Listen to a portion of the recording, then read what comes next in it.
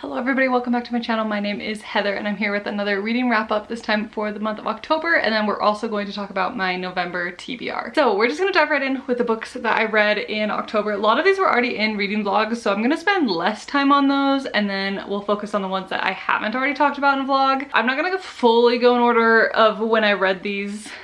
It'll be roughly in that order, but it'll be partially just in the order of what was in what videos. So starting off, the first thing I read this month was two of the books for my Around the World in Books for Caribbean authors. So that video, I'll link videos up above if they are books that I'm talking about. I'd read already two in September and then I finished it at the beginning of October. The first one that I read was A Small Place by Jamaica Kincaid.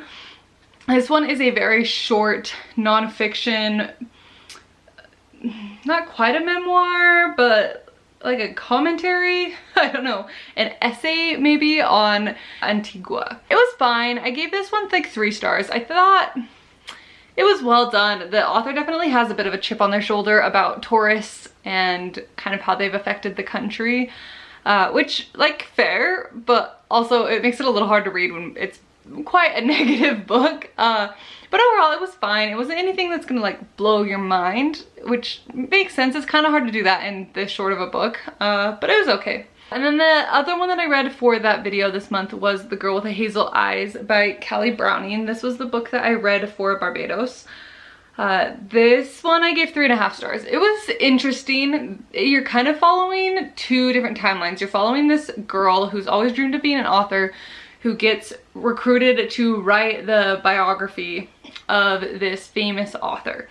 And so you're following kind of that timeline and what's happening with this girl who is writing the biography. And then you're also following the storyline of the famous author telling about how she got to writing her book that she wrote, which was a whistleblowing one about the government at the time. And so you're kind of following this dual timeline of the 2 different authors and their writing and their lives and things like that. It was good. There was a little bit of like a mystery element to it. Nothing super crazy. I feel like it reads on the back more like it's a mystery, but it's more of a lit fic with like a couple of questions that get answered throughout the book is how I would describe it. I definitely saw the plot twist coming, not from the very beginning, but there's a few chapters before it actually comes. I definitely was like, oh, I think I see where we're going with this. So it was good. It was interesting. It is a self-published book and it definitely had some things that could have used an editor, as far as formatting was kind of weird and there was some errors and things like that, but nothing so bad that it like messed with the reading experience. So that's The Girl with the Hazel Eyes. If you want more thoughts on those 2 books, again, the video will be linked at some point and you can go watch that one. The next book I want to talk about is one that I actually got from Libby and I read on the Kindle, and that is The Unmaking of June Farrow by Adrienne Young. This one I've seen a lot on the internet and it has gotten quite a bit of hype and I think it deserves it. I gave this one 4.5 stars. I thought it was really a well-written book. For being one that was a little more character focused and less plot. If you're new here, I'm definitely more of a plot person. This one was actually still pretty good. The plot kept me engaged, trying to figure out what was going on, and I also think that the characters just were really, really well written. So overall, a very solid book. This one is about this girl named June Farrow, and in her family, all of the women have this history of going kind of insane at some point in their lives, and her mom did when she was like a baby and left her to be raised by her grandma, and her grandma just barely died, and she's now starting to see the signs in her own life that maybe she's starting to go down this path. And she finds that these visions that she's seeing she can interact with them, and it goes on this whole other twist. I don't want to say what it is because I don't want to give you too many spoilers for it, but it was really well written. I wasn't really sure how they were going to work out the ending. I was a little nervous as we kind of got through the book about where we were going to go with that, but I was happy with how it ended. I think it was a satisfying ending how they sorted it out. There's some weird things going on that get kind of complicated, but I thought it was well done. It's a little bit mind-bendy, and I think if it was written in a slightly different style, this would probably be more of like a sci-fi, but it's written like a lit fic. So there's sci-fi things happening, but in a lit fic style, if that makes sense. So it doesn't read like a sci-fi book. So that's the Making with June Farrow. I actually quite enjoyed it. It wasn't like a perfect book in my mind. There was definitely some slow parts and some things that were maybe a little bit frustrating, but overall a really solid book. And then the next book that I finished was also on the Kindle through Libby, and this is The Secret of Secrets. It is the latest book in the Robert Langdon series by Dan Brown.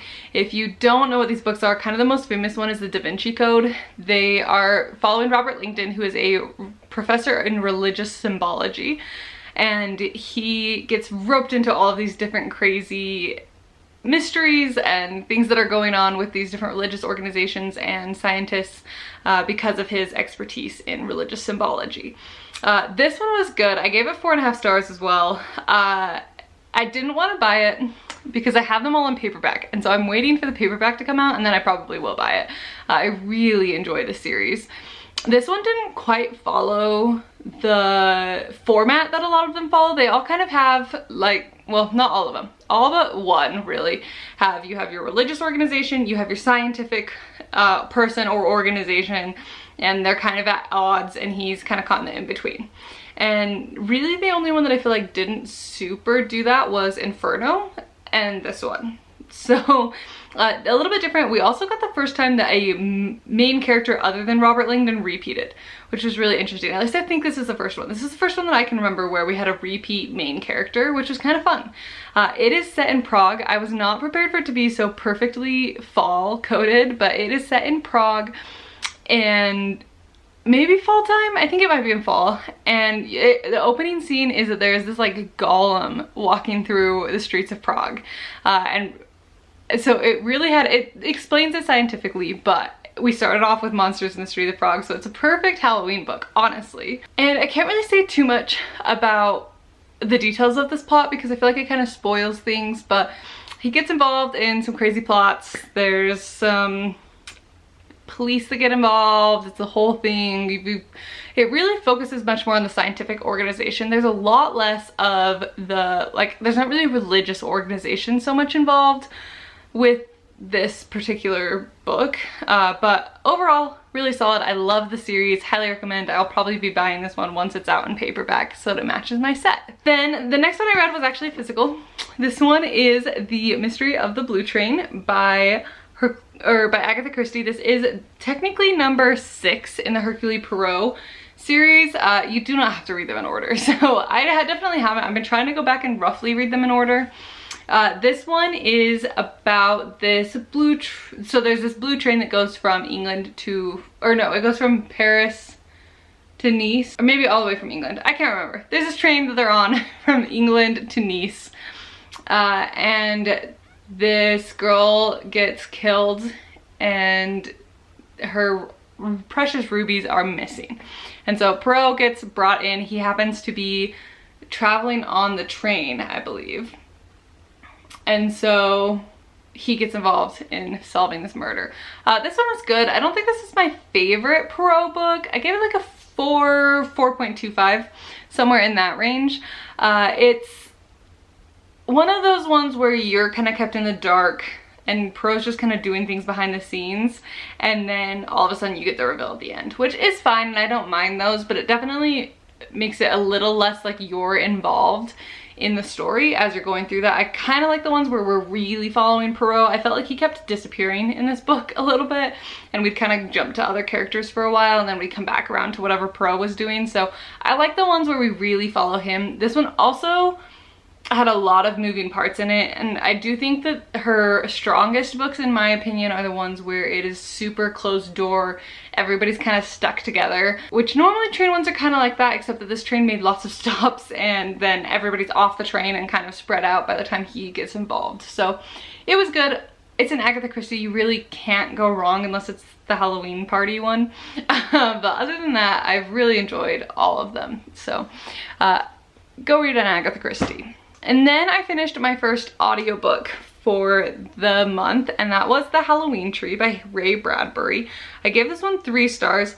It's one of those books that I think I would have liked better if I'd read it instead of listening to it. I just think it was a little too difficult for me to follow when listening to it versus actually reading it. So I would like to revisit this one probably at some point and try actually reading it instead of listening to it and see if that changes my experience. But this one is about these boys that go trick-or-treating, but one of their friends can't make it. And so they go on this whole journey through like the history of Halloween and the different traditions and traditional costumes and things in order to try and find their friend and get him involved. It was fine, it was fun. It definitely seems like it's maybe more of a kid's book, but it was a good one for like lead up to Halloween. And then the next one that I finished was another Kindle read through the library. I guess it was technically through Project Gutenberg. But this is The Fall of the House of Usher by Edgar Allan Poe. This was my first time reading this. This is a short story. It's very short. I gave this one also 3 stars. It was fine. It had some good vibes, but it just felt so short that it felt almost like a pitch for a book.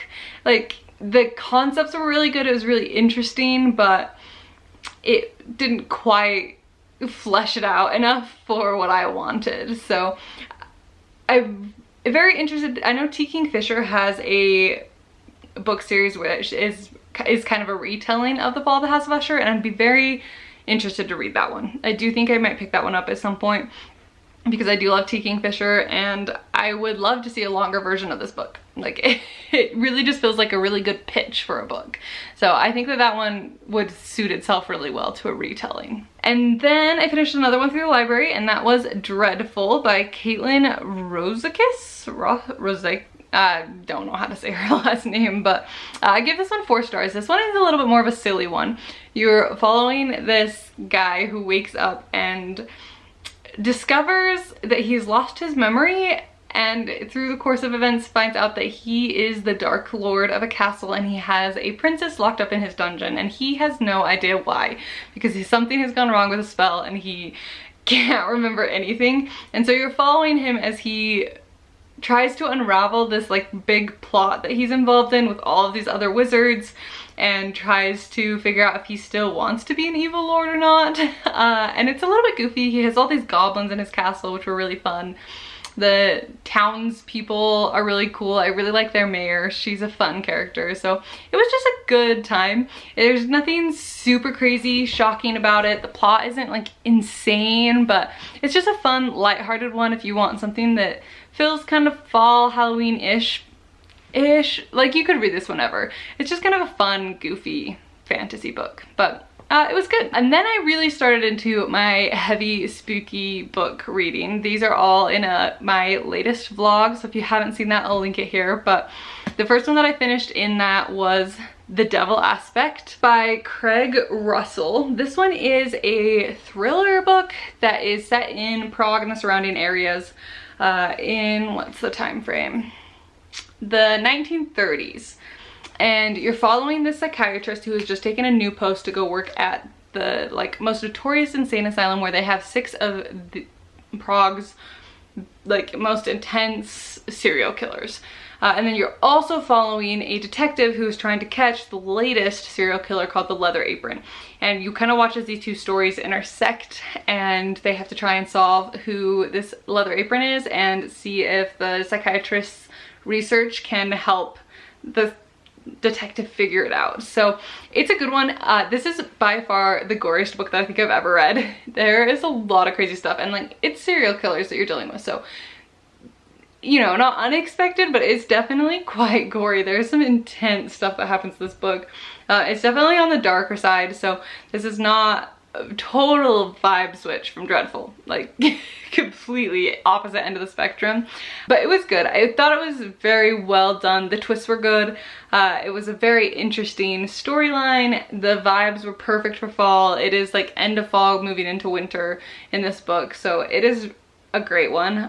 Would highly recommend. If you want further thoughts, go watch my spooky books blog. And then I read The Graveyard Book by Neil Gaiman. This one is a middle grade book about this kid who, as a small little baby, His family gets murdered and he ends up in the graveyard and is raised by the ghosts there, and is trying to figure out who murdered his family. This one was good. It was definitely darker than I expected for like a kid's book, but it was still like a fun book. There's a lot of different spooky creatures in there. You've got vampires and mummies and werewolves and ghosts, obviously, and ghouls and things like that. My biggest complaint about this book is I didn't love the ending. I feel like with the plot and the character arcs that we've been following, there is an ending that I feel like would have made way more sense than the one that we had.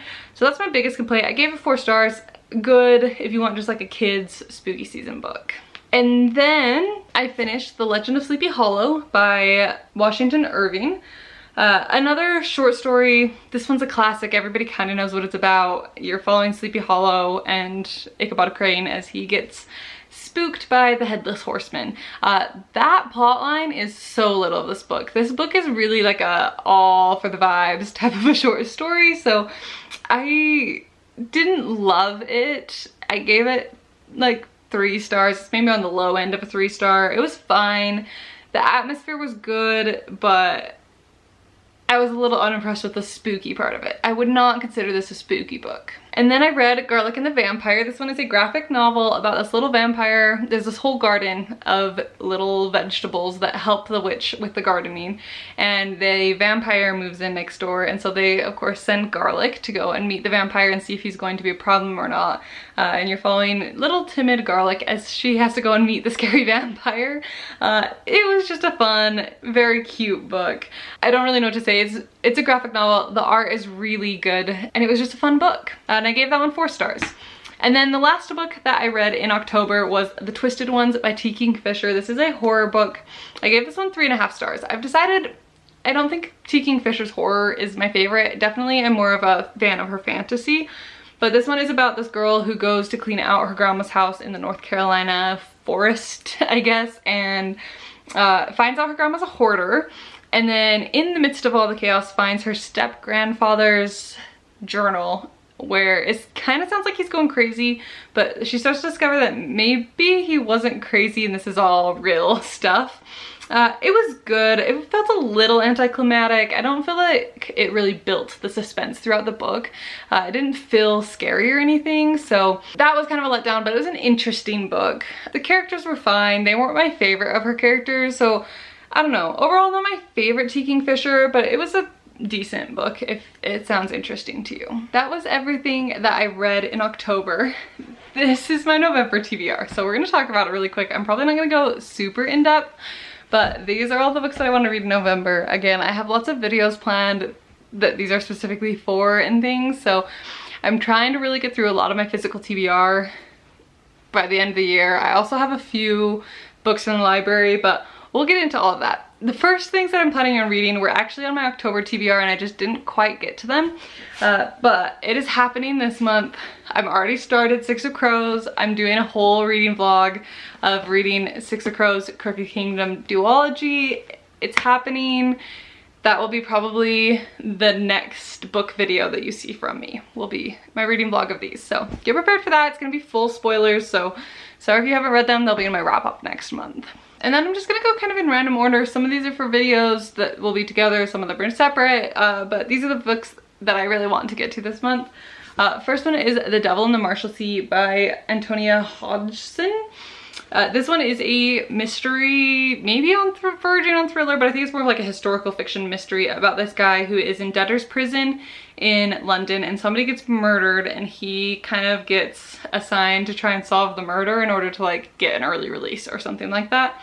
I heard Carrie talk about it. It sounded really good. Thought I'd give it a try. It feels like it'd be a good fall book, so I'm gonna try and get that one this month. And then the next 2 are for an Around the World in Books video. Actually, the next 3. I have 2 of them. One of them is still being shipped to me, so I don't have it in my hands yet. But first one is Unica Looking at the Sea. This one is by Fernando Contreras Castro, and I don't really know anything about it. It's one of those lit fic books that like I couldn't tell you what it's about. But there will be a video about it, so look forward to that. And then the next one is one that I'm actually really excited about. This is The Beast by Oscar Martinez. He is an investigative journalist who went and actually rode the rails on the migrant trail down in Central America, and this is kind of his story about it. So it's a nonfiction. I'm very excited for this one. I think this one's going to be really interesting. And then the other one for that is Becca Lamb. I can't remember who that's by, but I'll put the cover up here. That one is still being shipped to me, but that will be the last one in that video. The next one I want to get to, Hyperion by Dan Simmons. I haven't read a lot of sci-fi this year, and this one is on my 25 books to read 2025. So I want to get to this one soon. I'm very interested. I've heard cool things about this one, so I'm excited. I've heard it has some very cool creatures in it. The Shrike, it looks like what they're called. It's set on this planet that's kind of like a desert planet, I think. I don't really know a ton about it. I've just heard that the creatures are really cool. So I picked it up, and I will be reading Hyperion. And then Thistlefoot by Jenna Rose Nethercott. This one, my husband got me for Christmas last year, and so I need to finally get it because it's been almost a whole year that this has been sitting on my shelf, so I need to read this one. I love the story of Baba Yaga. I think it's such an interesting one. This one is about Baba Yaga's like grandchildren who inherit her house and some of the things that go along with that. So that's what this one is. I'm excited. I think this will be a kind of a quick fun read. And then I also want to read The Hazelwood by Melissa Albert. This one is a little bit more of a spooky fantasy from what I've been told. Like a creepy fantasy, so it feels like a good November vibe. I think is this one where she's been like told not to go in the woods behind the house or something? Yeah, I don't really know what it's about. I've heard it's good though, so I want to read it, and hopefully soon because it feels like a good November one. And then the one book that I for sure will be reading from the library is Foxglove. This is the second book in the Belladonna trilogy. It's by Adeline Grace, and I actually have it out on loan right now. So that's why I know I need to get to it. I've got like 10 days left on my loan. So that one will for sure be happening. Holds that could potentially come through. I have like suspended, I think this is a new thing that Libby's doing, is you can suspend your hold. I have suspended Jade City and Wisteria, which is the third book in that series. So could unfreeze those. I have so many books to get to that I don't know that that's gonna happen this month. And then potentially coming through this month, I have The Girl Who Fell Beneath the Sea by Axio. That one has 4 weeks left on its hold, so it could come through in November. We'll see. So those are kind of on my radar, may or may not read, but my stack of physical books is the one I will for sure be trying to get through because those go with videos, and I'm just trying to get through more of my physical TBR before the end of the year. So that's what's happening in November. Look forward to some of those videos, but I'm gonna go ahead and wrap up this video here. Thank you so much for watching. I hope you enjoyed, and I will see you in the next one very soon. Bye.